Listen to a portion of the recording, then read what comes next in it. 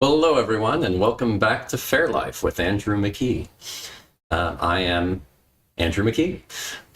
That's one of the best parts about having the show Fair Life with Andrew McKee, because I'll never just go brain dead and forget the name. I can always just look at it and Andrew McKee. So easy. Hello, everyone, and hey, Drew and Jan and Kevin and Damaris, thanks for joining. Yeah, it has been, well, I guess a couple of weeks now. I was out of town last week and didn't quite make it back in time, but yeah, now for the next month and a half, it should be smooth sailing, and probably after that as well. It's probably going to be pretty good. Maybe not the week of Thanksgiving, but other than that, I think I'm going to have pretty good access for the rest of the year. So yeah, looking pretty good. Pretty happy about that. And hey, Kurt, thanks for joining. No. I'm just saying, if I ever did, there's always that worry when you're doing a stream that you're just going to suddenly go, hey, and you'll just go blank, that's that kind of always that fear when you're in front of a group of people, that you're just going to forget something. I mean, it doesn't have to be your name, but just something like the name of a song, lyrics of a song, which happens, of course, that's my big fear because I'm usually doing music. But yeah. Oh, and hey, Alicia's here as well. Yay! Woo! Yes, and Nancy, hey, thanks for joining. And Taylor, cool. So yeah, it has been an interesting couple of weeks.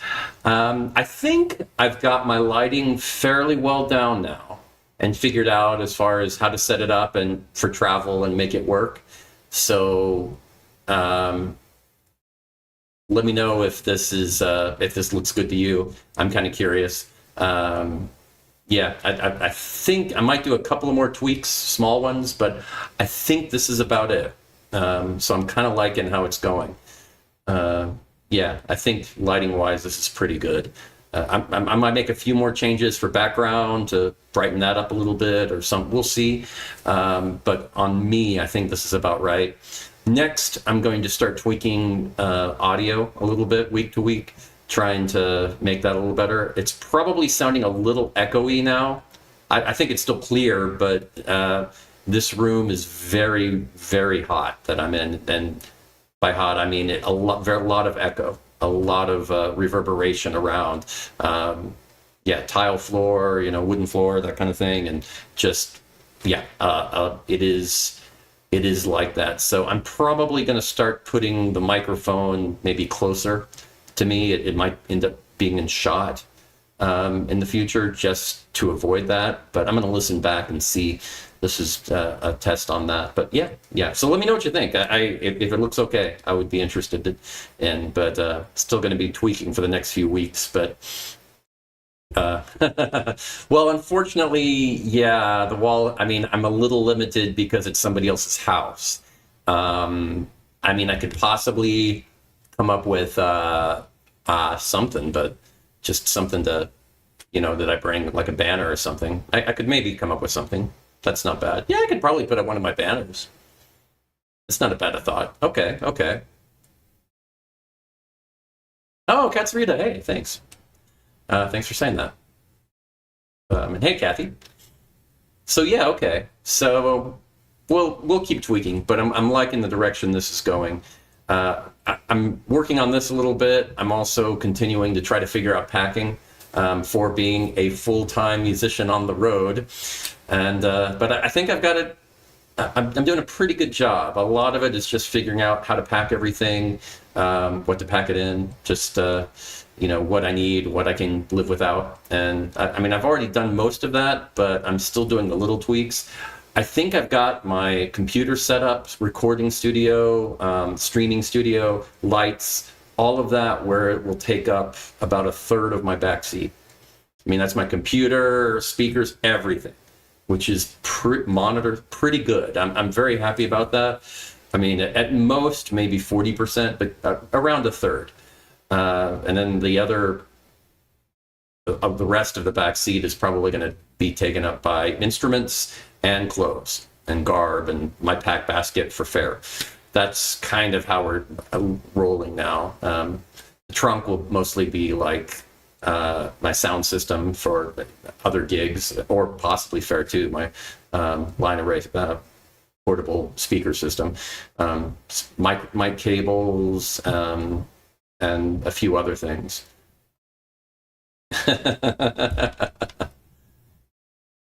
Right. Because they used to have the mic in the shot. Yeah. I mean, I used to have it like right up here, and I may do that again. I don't know. I may do it from above. I may do it from below. I may do it from the side. I don't know. I'll try a few different things, and we'll see. Nose ring? I don't think so. I don't really do tattoos. I don't do piercings. I've always had a bit of a phobia of needles. And while it's mostly under control, I've had to go to the doctor enough here and there where I've had to get over that. I don't voluntarily do it unless I need to. So except for the occasional COVID booster or a flu shot or something like that, I don't really do it. So yeah, no. Yeah, we'll talk about that, Alicia. Yeah, I think I'm going to start. One thing I'm going to do is I'm going to start showing off in some videos, not Faire Life, but just in some little tutorial videos, and kind of tutorial, kind of behind the scenes videos is what it's going to essentially be. But my setup and how I did it, and how I pack it, and how portable it is. I'm pretty happy with it. Some of this I've been kind of working on for the past several years here or there, and in some of it it's been a rush job for the last couple of months because I suddenly had to move. It was a bit of a surprise. So yeah, I know you're not the first person to ask that. It's a good question. I, the thing is, I think I can get away with the smaller vehicle, and I'd like to try to keep that. I'm not a big RV fan. I know that there are situations where that's ideal, but it's a lot of initial money, and then maintenance on it is really high. So, I mean, I suppose that I might go to that way in the future, but it's not my first choice.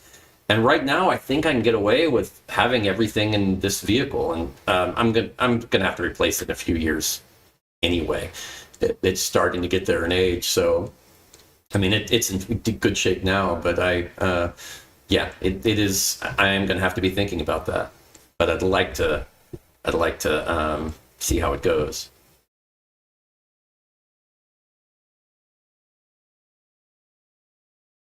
One year max. Yeah. Okay.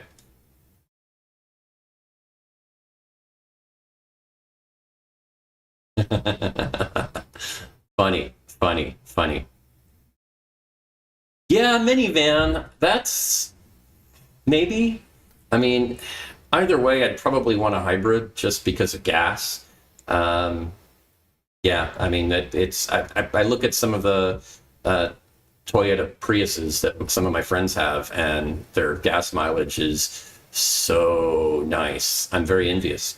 And while the hatchback versions of that can store a lot of stuff, it would be at least as much storage as what I currently have, and probably a little more, and much better gas mileage. So I'm kind of maybe something like that, but in a few years, we'll see where I am. Nice roomy van, maybe. I mean, I don't know. I think first what I'm going to do is spend this next year on the road, just trying to find out how I like it, what I do like, what I don't like, and I might be more inclined to get some sort of RV or custom RV or minivan that has a bed in it kind of thing, or something. I don't know. I mean, I might be more open to that. We'll see what I run into, but I'm trying to keep at least a little bit of an open mind for what it's worth. We shall see.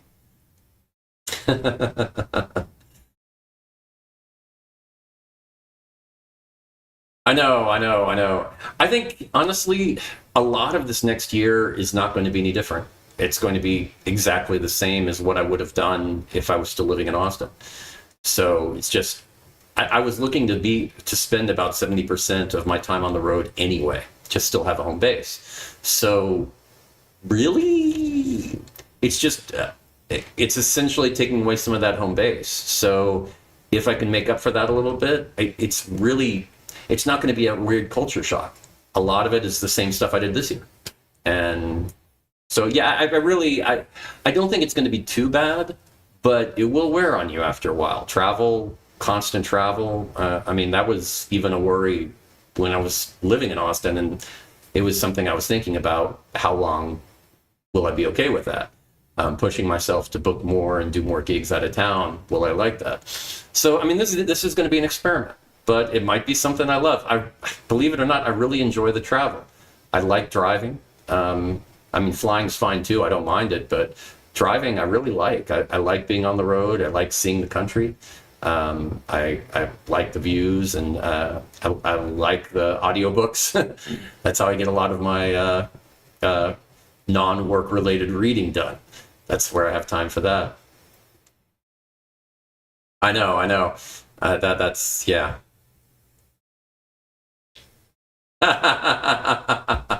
Wow. It's not. It's something I've avoided. Believe it or not, the first couple of years of doing Faire, I camped. I mean, my old bandmate Mark and we camped for the first couple of years. I don't think many people know that now, but we really did. But it caused so many problems with our instruments. Mark's especially, because the auto harp with 36 strings, the strings are very tight. So any change in humidity, temperature really messes with it. And the problems were when we'd camp, the next day, he would break a bunch of strings in the auto harp, and those are not cheap. And I was breaking strings on the mandolin, which was, not as expensive as the auto harp, but it was definitely an issue. And back then I was also using wooden recorders, and they were playing havoc with that too. The tuning was a bit of a problem with that, with the wood. With the temperature change, cooler in the morning and gradually getting warmer and warmer, and enough to notice it during the day.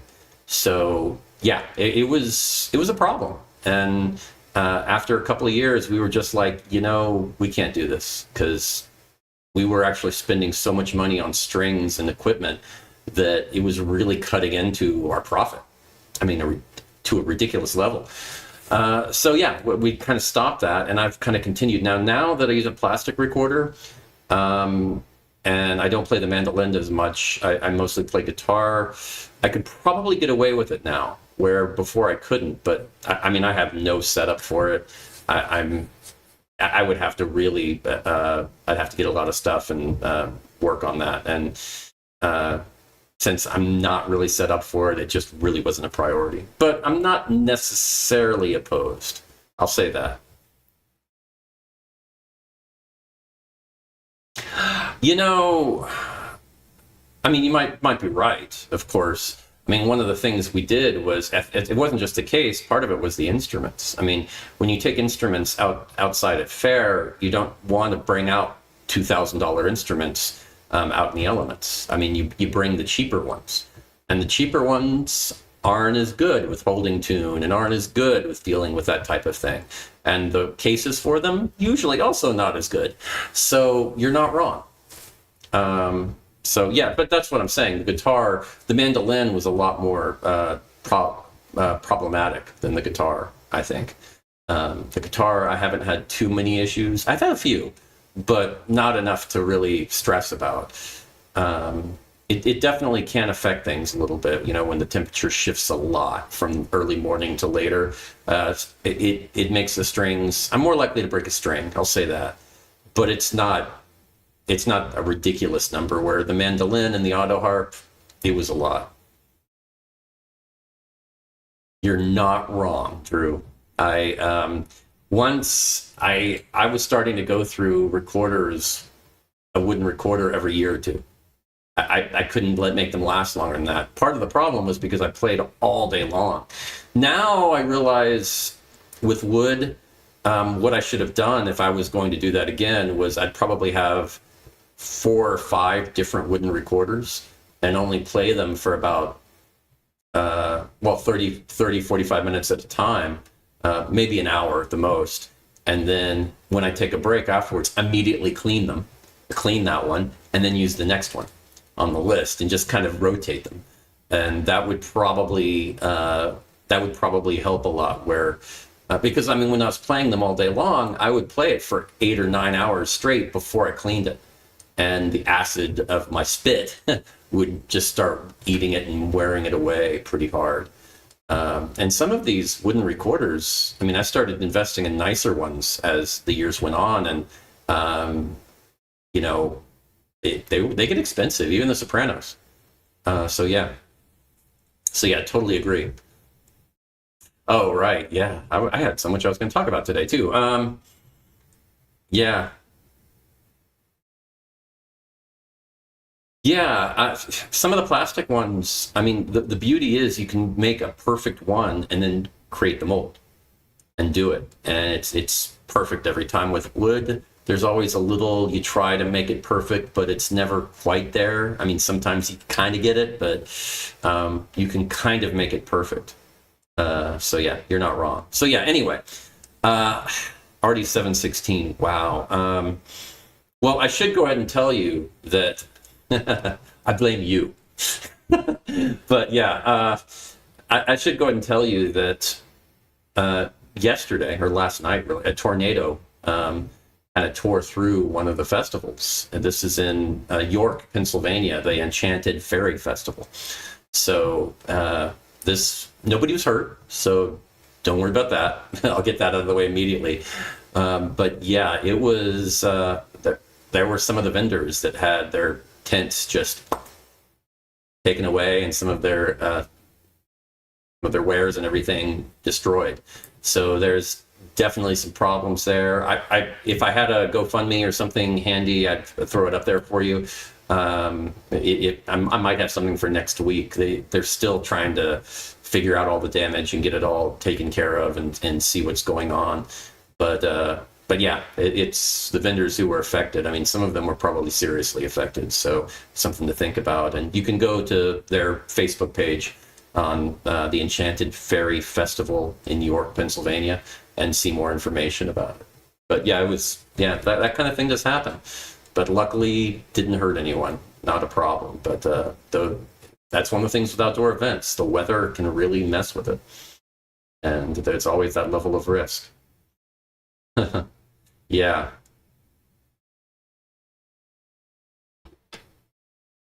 Right, right. You heard about that. Yeah. It's okay. It was Saturday night? Okay. Huh. That's interesting because, yeah, I was, the message on their Facebook page said last night and it was posted today. So I assumed it was, I guess they were, well, considering everything, the lack of sleep they probably got over there, I won't pass judgment on that mistake. But okay, so Saturday night then. Yeah, good call, Alicia, definitely. We will. But that's, yeah, it does make you think, because being on the road, I mean, certainly makes me think after what we just talked about on the road. But it is, there is always that element of risk. And the trick is really trying to minimize that risk as much as you can in as many ways as you can. And that's what I'm working on now. And I'm going to continue to try to do that. Yeah, always interesting. Always interesting. Hmm. But yeah, anyway, let's go ahead and jump over into, I'll go ahead and do the Faire list right now because it's already 7:19 and the Faire list is long. There are so many fairs this weekend, more than I think I've ever seen, ever. And I even cut a few off that were just kind of pseudo fairs. I mean, more like events looking for a theme. So they, at a library or something that's just, they do a monthly theme kind of thing, monthly festival or event, and that month it's Renaissance themed. And I don't really know it necessarily call that a fair. I mean, it's so I cut a few of those, but it's still, even after doing that, there's more than ever. So let me jump through this. Yeah, let's go up to the Faire map, and you can kind of see what I'm talking about. Yeah, it's a bit. So let's yeah, let's do that. Oh, Drew, yeah, not ready for TRF. Yeah, that's going to be huge. Yeah, that's going to be interesting. I haven't done TRF in years. I probably wouldn't even recognize it now. Actually, I will be out here. Maybe I should go out there as a patron and visit. I'm staying pretty close to TRF right now. Hmm. Yeah. Okay. Now you got me thinking about maybe going out to TRF, at least for a day, and checking it out. I may do that. I may do that. We'll talk. We'll talk. Sure, there's a good day to do that, but I haven't been in so long. It would be weird. So weird. Yeah, right. Do a field trip. Get together. See if you want. See if you're interested. Sure. Let's think about that. That could be fun. Okay. Well, let's see. Starting off, we have. Okay. Let's get through this. We have the King Richard's Fair in Carver, Massachusetts, and it is the 5th out of 8 weekends, and the theme is Legends of Lore weekend. Jumping over to the Connecticut Renaissance Fair in Lebanon, Connecticut. It is also the 5th out of 8 weekends, and the theme is Dragons and Adventure Weekend. Jumping over to New York, we have the New York Renaissance Fair in Tuxedo Park, and it is the 7th weekend out of 9, so they still have a few weekends left. Then also in New York, we have the Royalty and Rogues, the CNY Pirate Festival in Smithville, New York. Like I always say, they love pirates in New York. Don't know why. Just a thing. A lot of pirate festivals. It's just the one weekend, Saturday and Sunday. Then jumping down to Pennsylvania, we have the Pennsylvania Renaissance Fair in Mannheim. This is the 7th weekend out of 11 because they're crazy and do way too many weekends. And they cut it down. It used to be more. Their theme is Oktoberfest. I'm just kidding. I think that's great that they can do that many weekends. And then going over to Pittsburgh, we have the Pittsburgh Renaissance Festival, and this is actually in West Newton, Pennsylvania. This is their last weekend, the 6th weekend out of 6. And the theme is, fittingly, a final huzzah, or Oktoberfest. So yes. Then jumping over to Maryland, we have the Maryland Renaissance Festival, and this is the 6th weekend out of 9 in Annapolis. And the theme, fittingly, I mean, this is a great theme, great Renaissance theme, is Shakespeare Weekend. Love that. Then we go over to a little southeast. We go to the Renaissance Fair at Furnace-town. This is in Snow Hill, Maryland, and it's just the one weekend. It's been going on for a few years now, started in 2021. And then jumping up to north of the Maryland Renaissance Fair, we have Myth Musica. It's a fairy festival in Parkton, Maryland, in just one day on Saturday. Now, it's been going on for over a decade, so it's been going on for a while. All right, jumping down to Georgia. What sounds like a song? Jumping down to Georgia. That we have the 4F Renaissance Festival, and this is the final weekend, the 4th weekend in Danielsville, Georgia.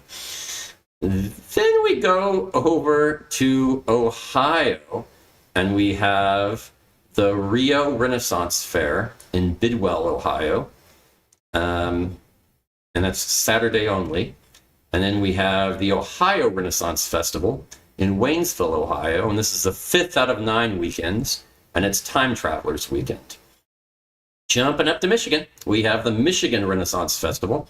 This is in Holly, Michigan, and it's the last weekend, weekend 7.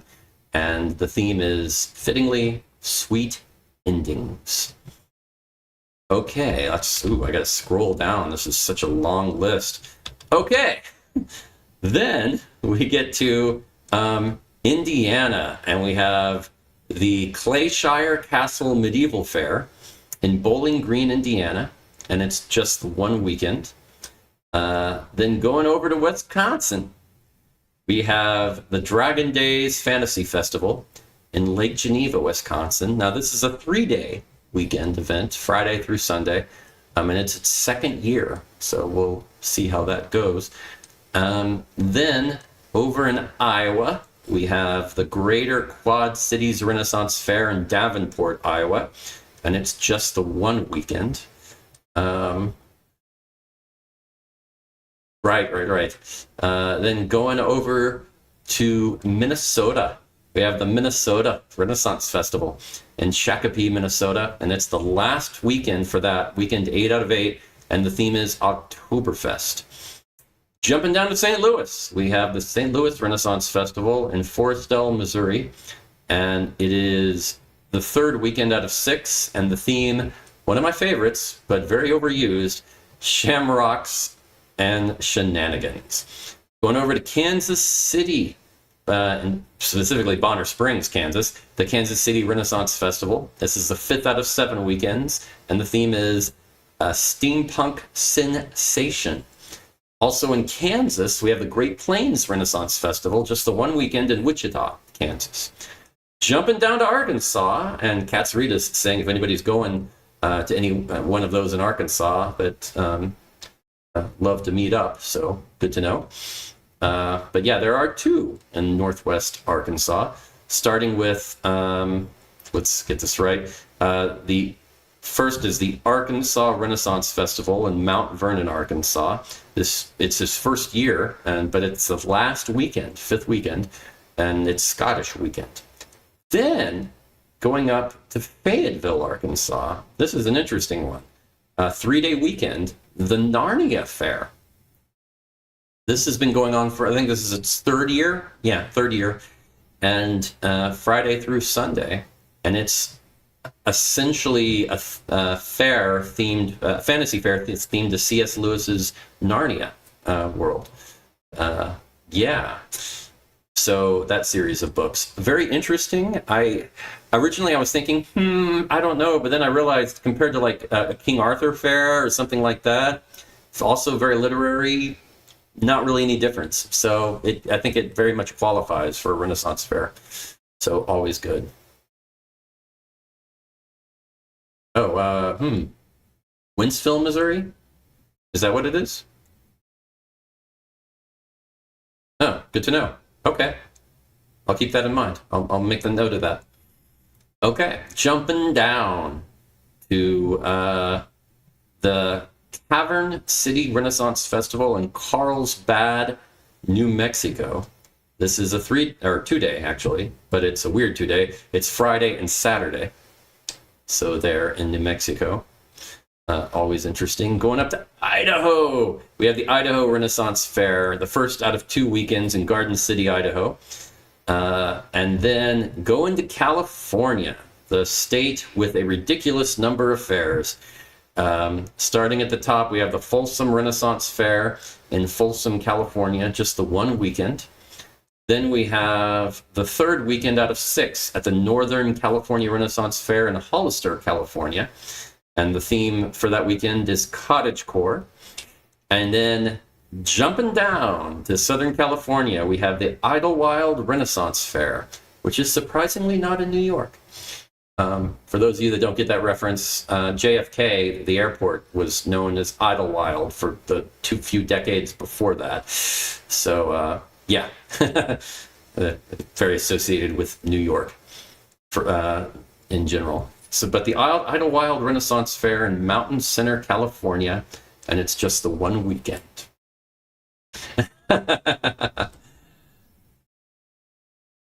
Yeah. I know. I was thinking the same thing. No, they really don't. California just has a lot of fairs.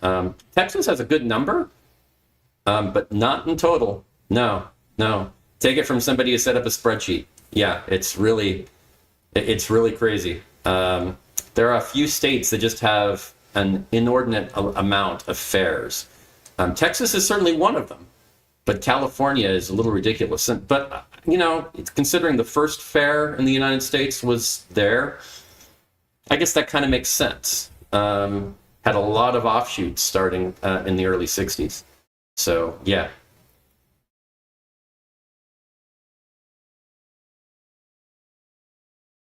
Oh yeah, I do.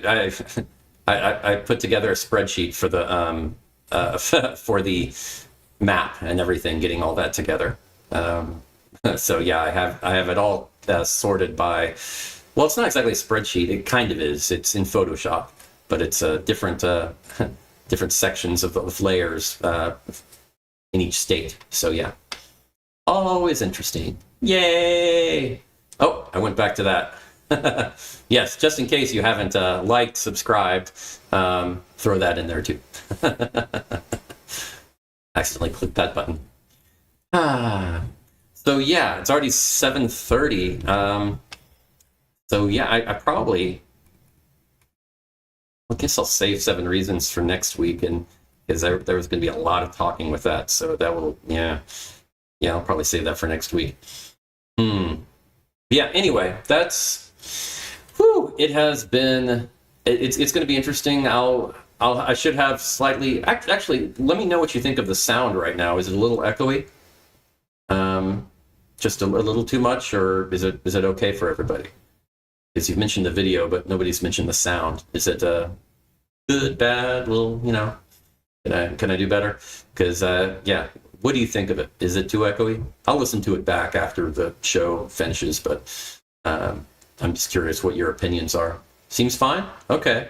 I tried to set up the mic as good as I could and thought it might be okay, but okay. Well, I still might put the mic in shot and see if I can get any better. Okay, so just a little echoey. That's what I thought. I was hoping I minimized it, but yeah, I also don't want to rely too much on effects, to try to minimize the echo or the reverberation.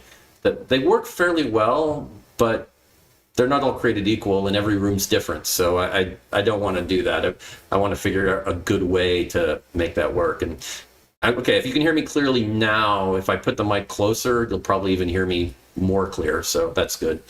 Other good news is my new hat is coming in probably tomorrow. So I should have that for next week. It's the same hat, don't worry. But this one was getting very faded. So it's going to be a bright, ridiculously brilliant blue again. And I'm going feather shopping this week, so it should be good. So that will be nice. So do not worry. And well, yes, it is. It's going to be a very natural reverb, so that makes sense. But yeah, I do like the idea of getting together. And if anybody's interested in going to the Texas Renaissance Festival at some point next month, yeah, let me know. Let's see if we can get this together. We'll talk about it a little more next week and see if we can figure out a good time. But yeah, I think that would be a lot of fun. Like I said, I haven't been in, it's been several years. So it'll be interesting. I'd like to check it out and see. And, hey, say hello to Drew and give him see his show and give him money. Always good. Yeah, I understand. It is pretty big, and that can be intimidating. But like I said, I haven't been in so long. I realize I need to keep an open mind and check it out and see how it is, because yeah, I mean, I will give my little review.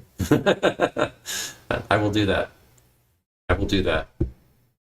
Oh, before and after pics? Okay, I will do that. I will take care of that as well, and it will be good. But okay, well, thank you all for joining me. And well, I mean, I've seen your show before and I know it's good, so I wasn't worried about that.